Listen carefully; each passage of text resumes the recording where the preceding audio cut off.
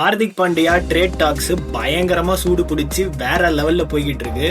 அதுவும் நம்ம அஸ்வின் அண்ணா வந்து தூபே ஒரு பீஸ்ட், அவர் ஒரு பிகிலு, அவர் ஒரு பிளாஸ்ட் அப்படின்னு பயங்கரமா பேசிட்டு இருந்திருக்காரு. இந்த மாதிரி சிஎஸ்கேல யாரெல்லாம் ரிலீஸ் பண்ண போறாங்க, ட்ரேட் டாக்ஸ் என்னென்ன போய்கிட்டு இருக்கு அப்படிங்கறதெல்லாம் நம்ம வந்து ஒரு நியூஸா பார்க்காம ஒரு சிஎஸ்கே ஃபேனா இதெல்லாம் நல்லதா கெட்டதா, இதெல்லாம் தேவையா நம்ம இப்ப இருக்க நிலைமையில அப்படின்னு இந்த வீடியோல பார்க்கலாம். மாஸ்டர், ஹார்திக் பாண்டியான்னு எங்க திரும்பினாலும் பேசுறாங்க. ஆனா அதுக்கு முன்னாடி ஹீஸ் அ பீஸ்ட், அதுல இருந்து ஆரம்பிப்போமா? படம் பார்த்த மாதிரி தான் இருக்கும்னு நினைக்கிறேன். பீஸ்ட், பிகிலு, மாஸ்டர் எல்லாரும் சொல்லுங்க. ஆனா சரி, அவர் வந்து ஒரு அட்டாக்கிங் பேட்ஸ்மேனு, ஸ்பின்னுக்கு த்ரெட் எல்லாம் ஓகே. ஆனா அவ்வளவு பில்டப் ஒண்ணும் இல்லையே. ஒரு சாமி, ரெண்டு சாமி, 3 சாமி, 6 சாமி, இந்த இதுதான் வந்து கொடுத்தாங்க. ஆனா வந்து லாஸ்ட் ஒரு 2-3 சீசனா அந்த லெவலுக்கு எந்த இதுவும் நம்ம பார்க்கல. அதனால ஆனா எப்படி அவர் கண்ணுக்கு மட்டும் அவர் வந்து ஒரு பீஸ்டா தெரிஞ்சாரு அப்படிங்கிறது தான் வந்து புரியல. இல்ல அதான் சரி, என்கிட்ட கேட்டீங்கன்னா தூபேவை ஒரு தனி ஒரு பிளேயரா பார்த்தேன்னா எனக்கு என்னமோ சிஎஸ்கேல ரீடைன் பண்ணலாம். பட் நீங்க இப்ப ஹார்திக் ட்ரேட வச்சு நீங்க பேசுறப்ப வந்து எனக்கு தெரிஞ்சு Dube don't stand a chance இல்லைங்களா. ஸோ ஹார்திக் வந்து அவர் கொடுக்குற அந்த ஃபேக்டர்ஸ் எல்லாமே வந்து நமக்கு தூபே கிட்ட இல்ல. ஸோ இவ்வளவு பில்டப் கண்டிப்பா தேவையில்லை. ஆனா இப்ப ஹார்திக் ட்ரேடு ரொம்ப பயங்கரமா போயிட்டு இருக்கு போலக்கு. இப்ப கேகேஆர் வேற காயின் எல்லாம் மூவ் பண்றாங்க, அது போயிட்டு இருக்கு. இப்ப KKR is in leading position அப்படி ஒவ்வொரு நாளும் மாத்தி மாத்தி நியூஸ் சொல்றாங்களேப்பா. ஆமா, இப்போ வந்து கேகேஆர்ல இங்க வந்து கேப்டன்சி கிடைக்காது, அங்க போனா கேப்டன்சி கிடைக்கும் அப்படின்னு அவர் ஆசைப்படுறதா அப்படின்னு நான் பார்த்தேன். அப்புறம் கேகேஆருக்கு கண்டிப்பா ஒரு கேப்டன் வேணும். ஏன்னா வந்து போன தடவை ரஹானேவோட தான் ஆடினாங்க. ஸோ அவங்களுக்குமே வேணும். பட் ஆனால் எனக்கு தெரிஞ்ச நியூஸ் வந்து என்னன்னா, ரகுவன்ஷியும் ஹர்ஷித் ராணாவும் மும்பை கேட்குறாங்க அப்படின்ட்டு. I don't think so KKR will let them go both. ஏன்னா அவங்க டீம்ல உருப்படியா இருக்கிற ஒரு பேட்ஸ்மேன், உருப்படியா இருக்கிற ஒரு பவுலர் வந்து அவங்க 2 பேரு தான். பட் இப்ப சிஎஸ்கேல என்ன லேட்டஸ்டா ப்ரொபோஸ் பண்ணிட்டு இருக்காங்க?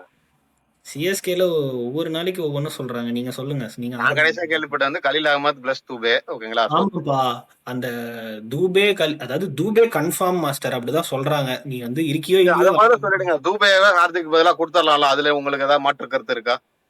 இல்ல, அதான் நீங்க வந்து ஹார்திக் பாண்டியா கூட நீங்க வந்து தூபேவை ஆக்சுவலா கம்பேர் பண்ண முடியாது. அவருக்கு இருக்கிற ஒரு அட்வான்டேஜ் என்னன்னா லெஃப்ட் ஸ்பின்னை நீங்க சொல்ற மாதிரி நல்லா ஆடுவாரு. அவருக்கு ஈக்குவலான ஒரு காம்படிட்டர் இந்தியன் சர்க்கியூட்ல கிடையாது. நம்ம பேசின மாதிரி வந்து ஆஃப்லைன்ல ரிங்கு சிங் மட்டும் ஒரு கொஞ்சம் சொல்லலாம்னா அது கூட வந்து லைக் டு லைக் கிடையாது. அதனால I think it is a no brainer. பீஸ்டாவது இது பீஸ்டுக்கு ரீப்ளேஸ்மெண்ட் இல்ல. ஆனா நீங்க ஹார்திக் பாக்குறப்ப வந்து அது வந்து நல்லிஃபை ஆயிடுங்க. சரி ஓகே. அப்ப கலீல் பத்தி சொல்லுங்க. கலீல் பத்தியும் அது என்ன நியூஸ்னு எனக்கு புரியல. அதுவும் வந்து அண்ணா தான் சொன்னாருன்னு நினைக்கிறேன்ல, ஆஷ் அண்ணா தான் இந்த மாதிரி அவரே வந்து நான் வந்து சிஎஸ்கே விட்டு போயிடுறேன் அப்படி இப்படின்னு சொன்னாரு. சரி, நியூஸ் எப்படியா இருக்கட்டும். பட் கலீல் போனா சிஎஸ்கேக்கு ஏதாவது பிரச்சனை இருக்கு? இல்ல, அவர் இருந்தாலுமே நிறைய பிரச்சனை இருந்துச்சு நம்மளுக்கு. அதனால வந்து போட்டோம், போனா அதை விட பெரிய பிரச்சனை எல்லாம் ஒண்ணும் இருக்காது. இல்ல எனக்கு வந்து இந்த லாஸ்ட் சீசன்ல வந்து கலீலோட வந்து பவுலிங் வந்து ரீசனபிளா இருந்தது. ஓகேங்களா. அதாவது ஒரு லெஃப்ட் ஹேண்டர். ஓகேங்களா. இனி நியூ பாலை வச்சு போடுறதுக்கு வந்து கொஞ்சமாச்சும் ஸ்விங் ஏதோ இருந்தது. வந்து எனக்கு வந்து என்ன சொல்றது, இந்த பவுலர் இருந்தா நல்லதுதான்ப்பா அப்படிங்கிற மாதிரி இருந்தது. ஆனா அவரு நம்ம ஒரு பெரிய லிஸ்ட் சேர்த்துக்கிட்டே இருக்கும் பாத்தீங்களா ஒவ்வொரு வீடியோலயும். இந்த லிஸ்ட்ல அவர் இருக்காரு, இன்ஜுரி லிஸ்ட்ல இருக்காரு. அப்படிங்கிறப்ப வந்து எனக்கு தெரிஞ்சு அவர் சீசனுமே அவர் ஃபுல்லா ஆடலன்னு நினைக்கிறேன். அதுக்கு முன்னாடி சீசனுமே அவர் ஃபுல்லா ஆடலன்னு நினைக்கிறேன். ஐ மீன் அவர் ஆடின வரைக்குமே அவர் வந்து நல்லா அவர் இன்டர்நேஷனல் விளையாண்டுட்டு வெளியில போனதே வந்து அவருக்கு வந்து இன்ஜூரி அது இதுன்னு லோக்கல் டோர்னமெண்ட்ல கூட நடுவில் விளையாடல. சோ எனக்கு தெரிஞ்ச ஆல் இன் ஆல் வந்து துபே பிளஸ் கலீல் வந்து போய் ஹார்திக் வந்தா ஐ வில் டேக் இட். ஆமா ஆமா, டெஃபினட்டா அது வந்து சிஎஸ்கேக்கு ஒரு பாசிட்டிவா தான் இருக்கும்.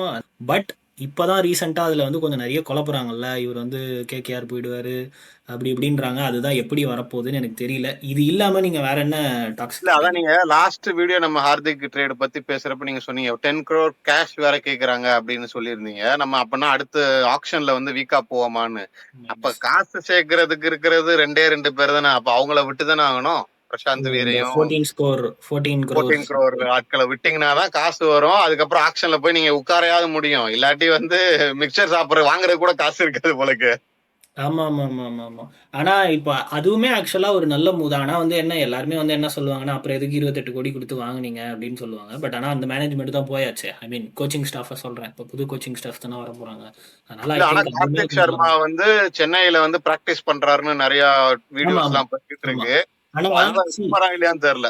என்னை பொறுத்த வரைக்கும் ஐ திங்க் அந்த 14+14 வந்து ரிலீஸ் பண்ணிட்டு நீங்க திருப்பி ஆக்ஷன்ல கூட போய் கார்த்திக் சர்மாவை என்ன வருதோ வாங்குங்கன்றதான் நான் சொல்லுவேன். But I would be really surprised if CSK release both Kartik Sharma and Prashant Veer. எனக்கு வந்து அது நடக்கும் அப்படின்னு எனக்கு தோணலை ஆக்சுவலாக. அட்லீஸ்ட் வந்து இந்த சீசனில் நடக்கும்னு தோணலை, ஏன்னா அடுத்த சீசன் மெகா ஆக்ஷன் இருக்குல்ல. ஸோ அதனால இந்த சீசனில் அது நடக்கும்னு எனக்கு தோணலை. நடந்தால் நல்லா இருக்கும் அப்படின்றது. என்னைய பொறுத்தளவு கேட்டீங்கன்னா, அகைன் நான் வந்து ஒரு இஃப் போடுறேன். ஹார்திக் பாண்டியாவை செக்யூர் பண்ணிட்டாங்க அப்படின்னு சொன்னா அவங்களுக்கு கான்பிடன்ஸ் இருக்குன்னா, எனக்கு தெரிஞ்சு கார்த்திக் சர்மாவையும் சரி பிரசாந்த் வீரையும் சரி ஆப்வியஸா நம்ம எல்லாருமே யோசிப்போம். பிரசாந்த் வீரை யூட்டிலைஸே பண்ணல, இன்னும் அவர் ரோலே தெரியல. ஸோ அவர் ரிலீஸ் பண்றதுனால இம்பாக்ட் இல்லை. நீங்க எல்லாரும் கொஸ்டின் பண்றது கார்த்திக் சர்மா. ஏன்னா அவர் ஒரு பொட்டன்ஷியல் 4ஓ இல்ல 5ஓ அந்த மிடில் ஆர்டர்ல கொண்டு வரதுக்கு ட்ரை பண்ணிட்டு இருந்தாங்க.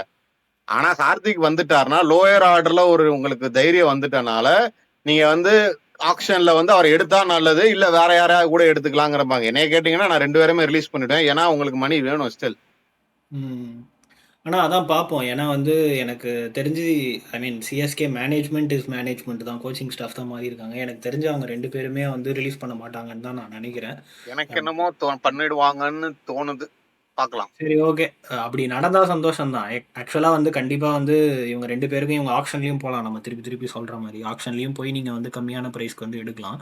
ஏன்னா மித்த 2 டீம் இவங்க வந்து மத்த டீம் வந்து கண்டிப்பா எடுக்க மாட்டாங்கன்னு தான் நான் நினைக்கிறேன். மத்த பிளேயர்ஸ் நிறைய பேர் போக மாட்டாங்க.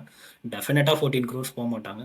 So I think that would be advantage. சரி, நீங்க வேற ஏதாவது கேள்விப்பட்டீங்களா? ஒரு பேர் அடிபட்டுக்கிட்டே இருக்கு. ஓகேங்களா, இது எவ்வளவு உண்மை அகைன் எனக்கு தெரியல. சர்ஃப்ராஸ் கானுமே வந்து இருக்க மாட்டாரு. அவர் ஏதோ சில ட்வீட்ஸ் எல்லாம் போட்டாரு. ஜெர்சி 2 ஸ்டோரி பிகின் அந்த மாதிரி ஏதோ போட்டிருக்காருன்னு சொல்லி இந்தியன் டீமுக்குலாம் போட்டாரு. அது எதுக்கு போட்டாருன்னு தெரியல. இவங்க ஸ்டோரி அதை வச்சு மேக் பண்ணிடுவோம்ல நம்ம தான். ஓகேவா? பட் ஆனா டு பி வெரி ஃப்ராங்க், அவர் வந்து டீம்ல இருந்தாலும் சரி இல்லைனாலும் சரி பெரிய இம்பாக்ட் இருக்க போறது இல்லைன்றது தான் என்னோட ஒரு இது. ஏன்னா சிஎஸ்கே டீம்ல நான் வந்து சொல்றேன், மேபி மற்ற டீம்ல அவர் போனா ஒரு இம்பாக்ட் இருக்கலாம். நான் சிஎஸ்கேல தான் லைனா இருக்காங்களே, அவரை நீங்க எங்க வச்சு நீங்க ஆட வைப்பீங்க? இல்ல, எனக்கு வந்து ஸ்டில் வந்து அவர் இருக்கிறது நல்லதுன்னு தான் தோணுது. ஓகேங்களா, எத்தனை பேட்ஸ்மேன் மாஸ்டர் எடுப்பீங்க? எல்லாமே மேல பேட்ஸ்மேனா தானே வச்சிருக்கீங்க. வேண்டியது இருக்குல்ல. அதாவது நீங்க எப்படி யோசிக்கிறீங்கன்னா, இவர் ஃபெயில் ஆயிட்டாருன்னா அப்புறம் ஒரு மிட் ஆஃப் த சீசன்ல திருப்பி இவருக்கு சான்ஸ் கொடுத்து ஆடலாம் அப்படின்னு. அப்படி நான் சொல்லல. சரி, 2 விஷயம். ஓகேங்களா, ஒண்ணு வந்து ஸ்பின்னுக்கு வந்து கொஞ்சம் பெட்டரா ப்ளே பண்ணுவாரு. ஓகேங்களா, இன்னொன்னு வந்து நான் last he cannot be in a playing 11 itself predominant-ஆ. ஏன்னா வந்து கார்த்திக் சர்மாவெல்லாம் விட்டீங்கன்னா அவர் வேணுமே.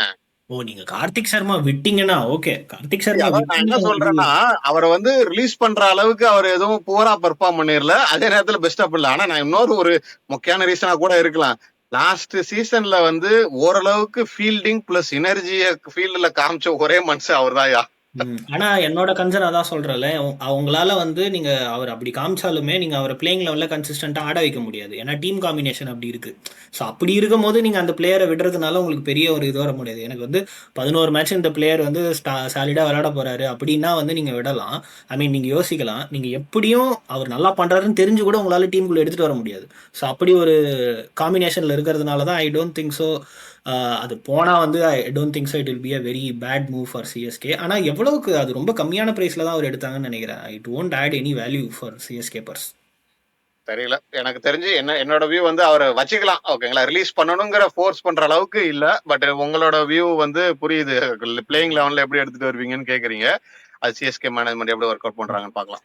ஆமாம், இப்போ எனக்கு இருந்தால் நான்லாம் வந்து எல்லாரையும் கண்ணை மூடிட்டு கிளம்புங்க அப்படின்றவேன். ஏன்னா வந்து அடுத்தது மெகா ஆக்ஷன் தான். நான் இந்த தடவை வந்து குலுக்கல் முறையில் நான் போட்டு நானே ஒரு மெகா ஆக்ஷன் நடத்திக்கிறேன் அப்படின்னு நினச்சி தான் நான் பண்ணுவேன். பட் ஆனால் அதை கண்டிப்பாக பண்ண மாட்டாங்க. இவங்க என்ன பண்ண போகிறாங்க அப்படிங்கிறத வந்து வரப்போகிற நாட்கள் வந்து சொல்லுவாங்க. கேகேஆர் என்ன பண்ண போகிறாங்க, கொடுத்துருவாங்களா அப்படிங்கிறதெல்லாமும் நம்ம வந்து பார்ப்போம். நீங்கள் என்ன நினைக்கிறீங்க? டூபே ஒரு பீஸ்டா, இல்லை அவர் போனால் நம்ம பெருசாக கவலைப்பட மாட்டோமா? அதை வந்து கமெண்ட் செக்ஷனில் சொல்லுங்கள். ஆஷ் அண்ணா அந்த கமெண்ட் செக்ஷன் பார்ப்பாருன்னு நம்ம நம்புவோம். Until meet you next video. Signing off, Vikram. Master, thank you.